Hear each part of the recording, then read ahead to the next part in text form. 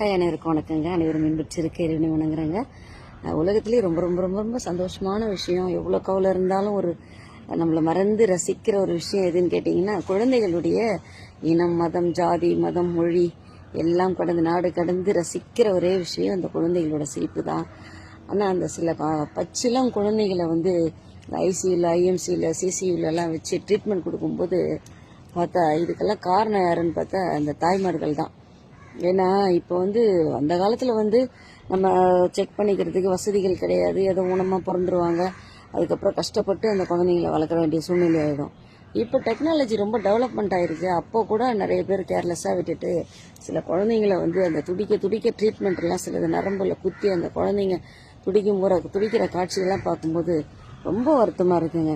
தயவுசெய்து கர்ப்பிணி பெண்கள் எல்லாருமே நீங்கள் முதல் மாதத்துலேருந்து கடைசி மாதம் வரைக்கும் உங்களுடைய ஹெல்த்தை கண்டிப்பாக பார்த்துக்கணும்.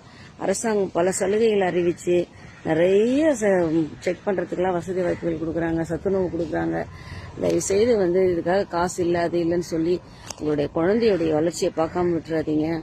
கண்டிப்பாக பார்த்து டாக்டருடைய ஆலோசனை கேட்டு நம்மளுடைய ஊனமில்லாத குழந்தைங்களை பெற்று இந்த சமுதாயத்துக்கு நல்லது செய்யணும்.